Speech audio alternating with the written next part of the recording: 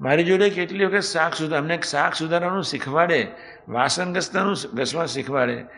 અમારી થાળીઓ બરોબર રાખોડી રહી ગયેલી, અમે તો કોઈ સાબુ જોયેલો નહીં. રાખોડી માટી લઈને મંડી પડીએ, નારિયેળના કૂચા તે થાળીઓમાં રહી ગયું. આમ થાળીઓ સુકાય ને પછી પેલી થોડી રખ્યા દેખાય, મોસ્ટ આમ સ્લાઇટ એની લેમડ દેખાય. સ્વામી કે આમ ન ઘસાય, આમ ઘસાય, પછી શીખવાડે. પણ પરફેક્ટ સ્વરૂપ. એટલે આપણે બધા એ બહુ સજાગ રહેવાનું. સ્વામી એક દિવસ રાતના 2:30 વાગે ગૌશાળામાં ગયા. ગૌશાળામાં સૂતા હતા. એ મંદિર જ્યારે ગોંડલ મંદિરની શરૂઆત થાય એ આંબલી નીચે કોથળો નાખીને સૂઈ જતા હતા. ચારે બાજુ ખેતર ઝાડ, સાપે આવે, નૂરિયા આવે, ઉંદેડા આવે, બંદાય આવે, બધું ચારે બાજુ ફરતું જ હોય. દર્શન કરવા બિચારા આવતા જ હોય. સૂઈ જાય. બિચારી ગાય વિયાની. યોગી મહારાજ પછી ઉઠ્યા અને પેલા માણસોને બોલાવ્યા. બધું સાફ સફાઈ કરી. પેલા જે કામ કરનાર માનો, બાપા તમે હવે સુઈ જાઓ. સ્વામી કે ના, હવે મારે 1-2 કલાકમાં ડેરીએ જવાનું છે, હું નહીં જઉં છું, પણ બધું સાફ મને કરવા દો. એટલામાં એક જણ ગરમ થયા. સ્વામી હું કહું છું ને તમે જાઓ ને. સાહેબ કે હું તમને સેવા મદદરૂપ કરું. ગાયને ઉંચકીને બીજે બેસાડીએ, એના બચ્ચાને બેસાડીએ, આપણે બધું ગોઠવી દઈએ. ત્યાં તો કશી જ કોઈ વ્યવસ્થા જ નહીં. ગોંડલમાં જ્યારે અમે પહેલી વાર એન્ટ્રી લીધી ને ત્યારે 56ની સાલમાં એની ગૌશાળા જોઈ હોય ને તો નરિયામાંથી પાણી નીચે પડે. ચારે બાજુ ખુલ્લું વડ ને જય સ્વામિનારાયણ. તો પેલા એક બહુ ગરમ થઈને સ્વામીને કહ્યું, સ્વામી સાંભળતા નથી, તમે જાઓ.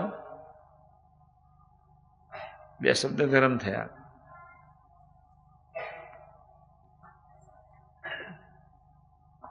સ્વામી આવતા રહ્યા. નયા પછી ડેરીએ 3 વાગે પ્રતિષ્ઠા શરૂ કરી. દાજી બાપુ પહેલેથી જ હતા. 3 વાગે ડેરીએ પ્રતિષ્ઠા આમ શરૂ થઈ ગઈ. બહારનું ખોલ્યું કે દાજી બાપુ કે લઘુ કરવા. અત્યારે ક્યાં જઉં છું? અત્યારે પેલો અંધારામાં ઓછું દેખાય, પ્રતિષ્ઠા કરવા જવું છે. જોગી ક્યાં ગયા હતા? ગાય વ્યાય ત્યાં હતો.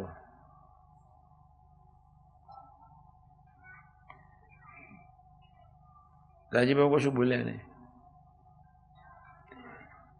દાજી બાપુને બીજે દિવસ સવારે પેલા રબારીને એ લોકો કહે માણસો કે બાપા રાતે જતા હતા, અમે બહુ ગરમ થઈને કાઢ્યા. પણ તે વખતે કોઈ બાપા નહોતું કહેતું. ગમે તે શબ્દોથી કાઢી મૂકે, ખૂબ ઉપેક્ષા કરે. તાર સ્વામી એક વાત કરતા,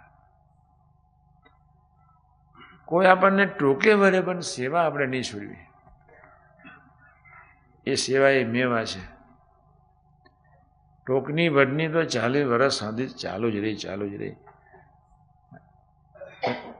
એમને સેવા ન છોડવી. સ્વામી પોતે પ્રસંગ કર્યો કે મને કાઢી મૂક્યો તો મને તો આનંદ થયો. બિચારાનું દિલ છે, મને કાઢી મૂકે. પણ આપણને કોઈ ટોકે, આપણને કોઈ વઢે, આપણી કોઈ ઉપેક્ષા કરે, આપણે કોઈ ધ્યાન ન રાખે. એ આક્રોશ સેવા પર નહીં કાઢવાનો. આપણે તમારા દિલનો, અંતરતમના, ઊંડાણના, મન બુદ્ધિ સૂક્ષ્મ શરીરનો આક્રોશ સેવા પર નહીં કાઢતા. મારો શબ્દ યાદ રાખજો.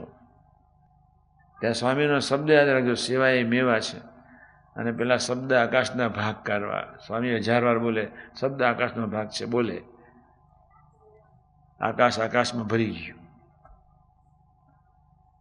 હજારો ટન ઉપેક્ષા હોવા છતાંય સ્વામીજી એક સેકન્ડ પૂરતી સેવા ક્યારેય છોડી નથી. એ મધ્ય 41. એમાં આપણે બહુ નપાસ થઈ જઈએ, ખૂબ નપાસ થઈએ, ખૂબ નપાસ. ફરી વાક્ય બોલું છું, હજારો ટન ઉપેક્ષાઓ હોવા છતાંય, અપમાનો હોવા છતાંય, 2 પૈસાની કિંમત નહીં હોવા છતાંય, કોઈ શરીરનું ધ્યાન રાખનાર નહોતું છતાંય, ભયંકર શરદી હતી છતાંય, કબજિયાત ફૂલ હતી છતાંય સ્વામીએ કોઈ દિવસ સેવાને છોડી નથી. ઉમંગથી સેવા કરે. જેમ જેમ અપમાન થાય તેમ તેમ ઉમંગ વધતો જાય. એ લાઈફ લખવા જેવું છે. અને આપણે કરમાતા જતા જઈએ, બસ આટલો ફેર છે. હું તમને એમ નથી કહેતો કે તમે અત્યારે આવી રીતે સ્વામીની જેમ વર્તો, પણ આપણે પ્રાર્થના તો કરી શકીએ કે મને સેવા, ભલે કોઈ શબ્દ 2 શબ્દ કે ન સચવાયું, આપણી રીતે કોઈ વર્ત્યું ન વર્ત્યું, પણ એટલી તો પ્રાર્થના આપણે કરી શકીએ કે મારા મનનું અપમાન થયું છે, મારા અહમનું અપમાન થયું છે, એમાં મારે સેવા છોડવાની શી જરૂર છે? આત્માની ભૂમિકા ઉપર માન અપમાન સુખ દુઃખ તો છે જ નહીં. અપમાનને, માનને, ઉપેક્ષાઓ બધા એ લાગે છે, બુલેટ લાગે છે મનને બુદ્ધિને. તમારા અહમને એ બુલેટો વાગે છે. આત્માને તો કોઈ બુલેટ વાગતી જ નથી. એ કોઈક સમજણથી સેવા કરવાની છે. બુલેટ તો મનને વાગે, બુલેટ તો બુદ્ધિને વાગે, બુલેટ તો અહમને વાગે, કોકની નિકરતે. આત્માને તો કોઈ વસ્તુ જ સ્પર્શ કરી શકતી નથી. સચિદાનંદ છે, એને તો કોઈ વસ્તુ સ્પર્શી શકે એમ છે જ નહીં. અને પછી સેવા મંડી પડીએ, ઉમંગ છોડીએ નહીં. એ મહિમાએ સહિત સેવા કરી કહેવાય. એટલે આ વાક્ય તમે ખૂબ યાદ રાખજો. જેમ જેમ સેવા મળે તેમ તેમ આનંદમાં જવું જોઈએ. ગમે તેવી આંતરિક પરિસ્થિતિ, ગમે તેવી ગરબડવાળી હોય, ગમે તેવી ગરબડવાળી પરિસ્થિતિ હોય, પણ તમારે સેવા ન છોડવી જોઈએ. કારણ એ જ સાચો નિષ્કામ ધર્મ છે.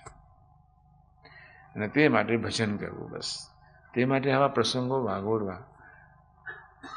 તે માટે ભગતજી મહારાજ, જાગા સ્વામી, અદા એના લાઈફ તરફ નજર કરીને પ્રાર્થના કરીને મનવું.